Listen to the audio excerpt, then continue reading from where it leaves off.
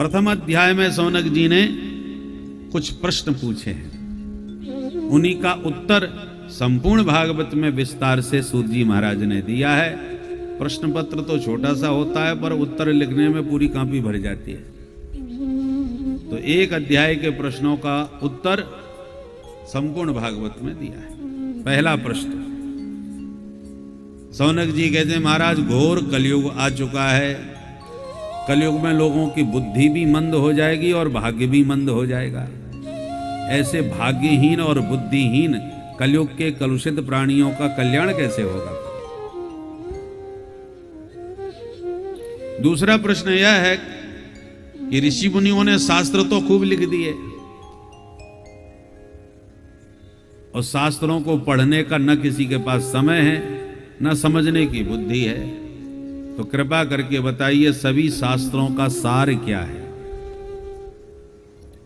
तीसरा प्रश्न यह है कि भगवान यह सर्वशक्तिमान है, भगवान के संकल्प से ही संसार बन जाता है, भगवान की वक्र भ्रकुटी पर प्रलय हो जाता है, भ्रकुटी विलास सृष्टि लय होई।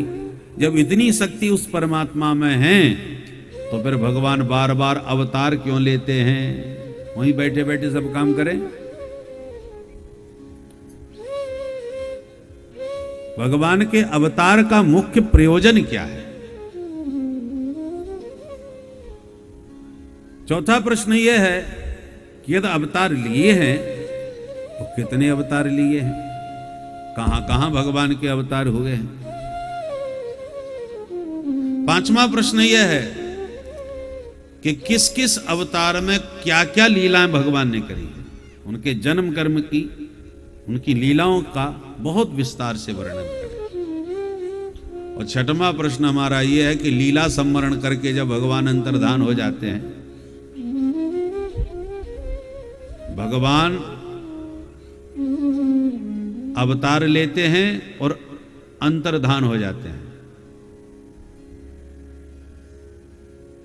तो जब भगवान अंतर्हित हो जाते हैं तब ये धर्म फिर किसकी शरण में जाता है? धर्मः कम शरणंगतः। ये छठवां प्रश्न है।